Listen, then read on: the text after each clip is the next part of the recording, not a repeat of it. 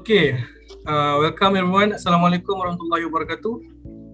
Waalaikumsalam, sir. Waalaikumsalam, sir. Okay, so today your group will have a consultation session with me, right, about your research topic. Yes, Yes, sir.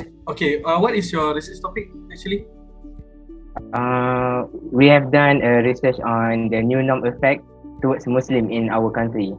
Okay, this topic. Okay, so before I ask you all about your research, me myself had done some interesting writing about your topic because I think it was kind of interesting. So, as a matter of fact, the first case of COVID-19 in Malaysia was actually confirmed on 4th February, and after that, the numbers started to grow. And soon later, as we know, the biggest cluster happened, which was the Sri Petaling Tabligh gathering cluster, where during that period, Malaysia recorded the highest number of COVID-19 cases in Southeast Asia. So then, our government started to take this issue seriously when they closed our borders, preventing people to neither go out or in our country, and also establish the movement control order and also the enhanced movement control order. When during this period, as we know, we cannot go out of our house for more than 10 kilometer in radius, and also only one person per family are allowed to go out and buy essential goods for their families. Other than that, as we know, we have some SOP that we need to obey and be made as a new norm, such as social distancing, wearing face masks, and also keep washing hands and wearing hand sanitizer. But as your topic is more mainly discussed on Muslims matter, there are also SOPs that need to be obeyed by all Muslims, as provided by the Minister of Health and also Minister of Religious Affairs, such as during congregational prayers, Muslims need to keep practicing social distancing and also wear face masks during prayer, and also Friday prayers also will be held shorter than usual. So, you all, I have a question. So, for in your opinion, what is the benefit of these new norms, and also maybe you can connect with some of the Maqasid Syariah. Anyone? Okay, can I discuss about that, sir? Okay, so basically, by the implementation of Maqasid Syariah, it is a guide or a principle that help our government in the effort to fight the COVID-19 pandemic.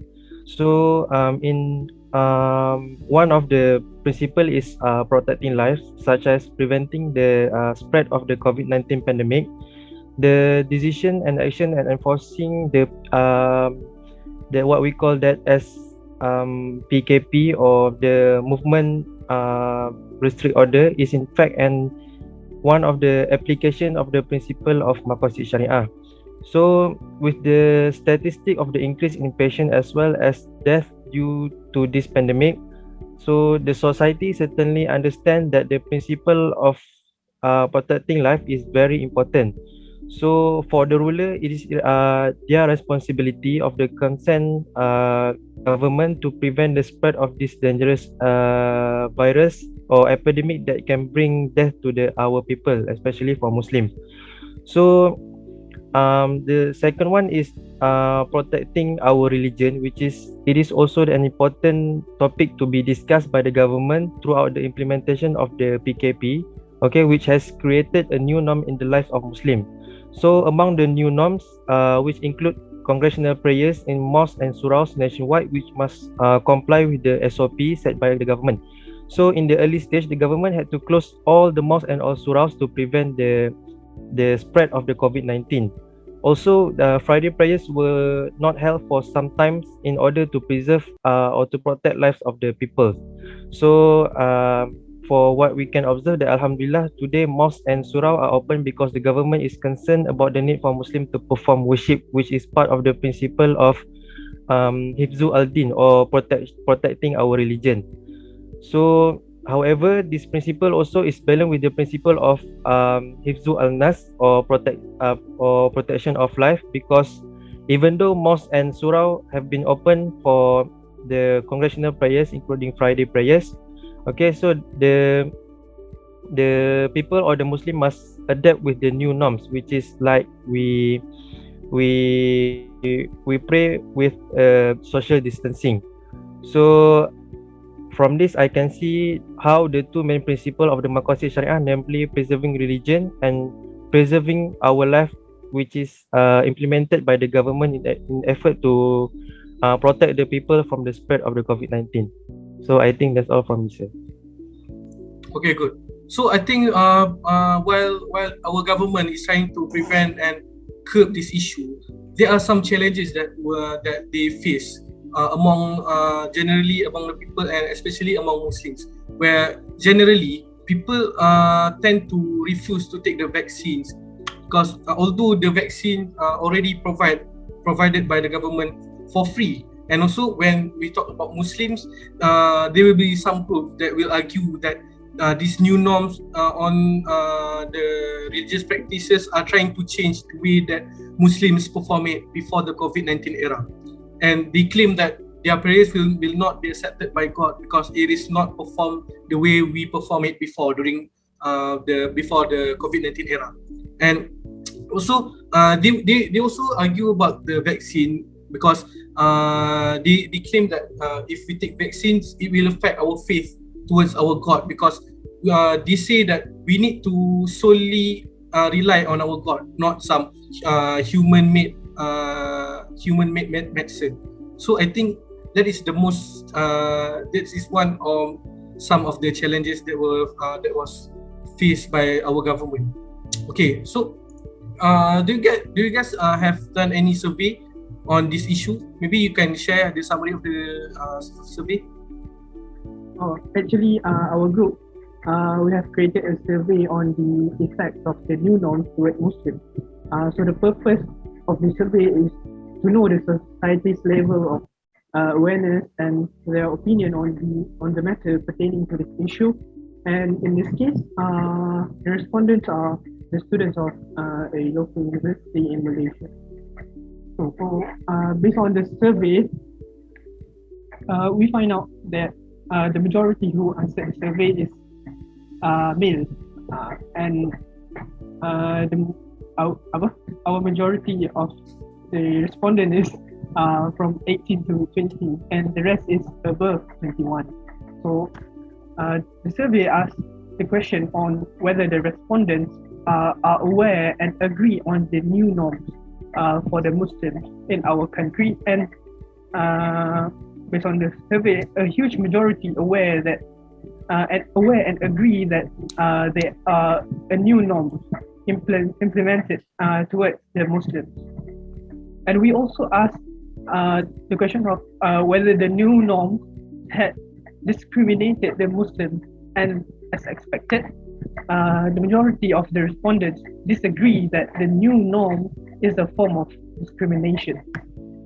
And some of the respondents provide some reasoning, such as the pandemic happened during the Prophet period, and in terms of online marriage, more frugal when getting married online, and the pandemic is affecting everyone, and we can still go to the mosque or visit our family.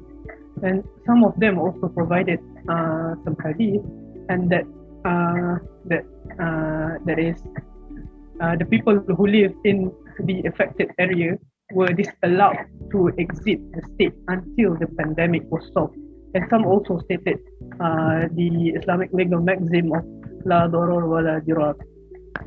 And those who agreed that the new norms are discriminatory towards Muslims, they opinionated that the SOPs set is unfair, especially in terms of performing prayers at the mosque, whereby they're still not allowed to pray closely, while at the restaurant or football stadiums they can sit closely for a long period of time. That's all. Okay, great. I love your survey. I agree with your survey. So next, do you guys think that there is or there are any possible effective solution that maybe the government can then imply for to curb this issue? Okay, for our group, we have outlined three possible solution to counter our issue. First of all is uh, the government need to tighten or to enforce the law very strictly. As we all know, we can see nowadays, in the social media, people are free to condemn the government, criticize the government without taking any precaution. So, if these things happens repeatedly, it will tarnish the government good name and honor, and it will make our country look like a very poorly managed country by the outsiders. So, therefore, it also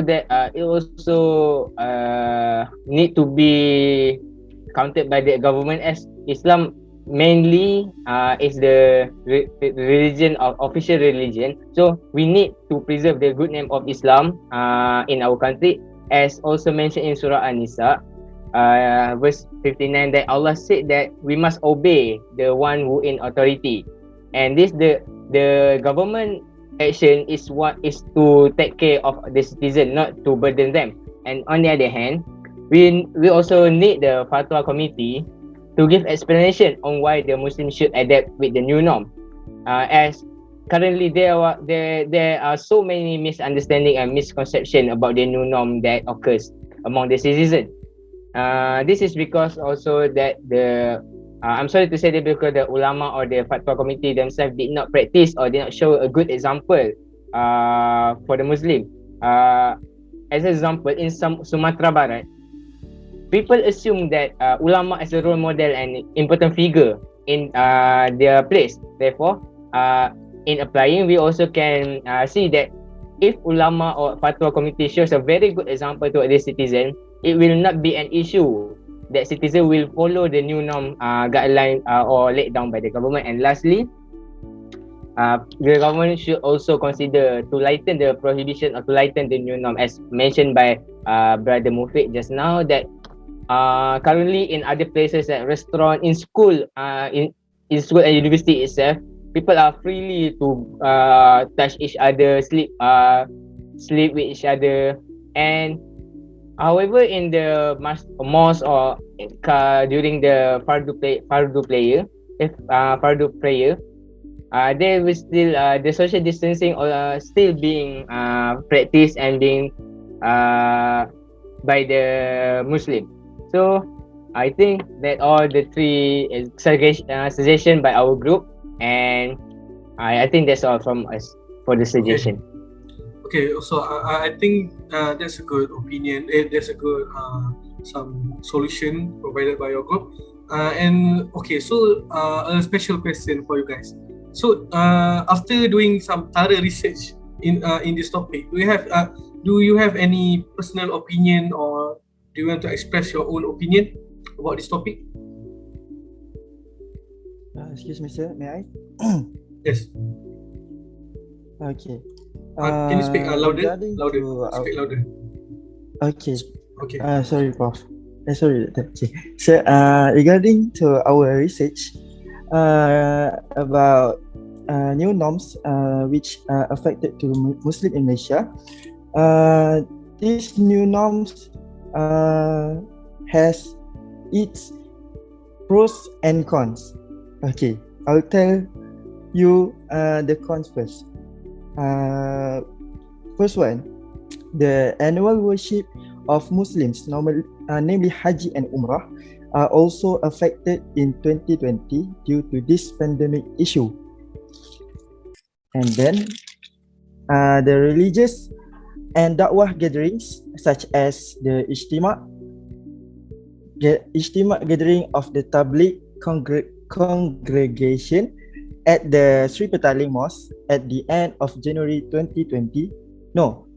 At the end of January, saw a large number of members of the Tabligh congregation being infected with the COVID-19 disease, which spread among participants who also managed to infect family members, relatives, and neighbors, and also their friends. So that's the reason why the government set all the SOPs and the guidelines as to stop the spreadness of this virus. As the benefits to regarding the SOPs from the government, okay. When the whole family prays Jama'ah together at the home, then the activities with the family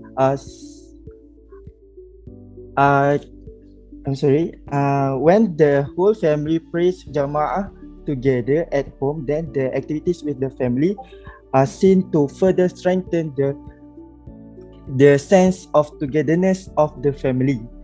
And then when Muslims have more free time at their own home, even if some of them have to work at home, if it is customary to go to the mosque or the surah to listen to the religious talk or the sermons, then now it can be done virtually by through the FB pages, video recordings, YouTube, and podcasts. As example, even the Minister of Religion himself, our Minister of Religion himself, makes his own live video broadcast on Facebook page and podcast for religion learning and ministry related matters. So I think all of the SOPs and guidelines which has been introduced by the government is good for us, and we as the people of the country, we need to follow all the guidelines given by the government as stated in the Al-Quran in Surah An-Nisa verse 59.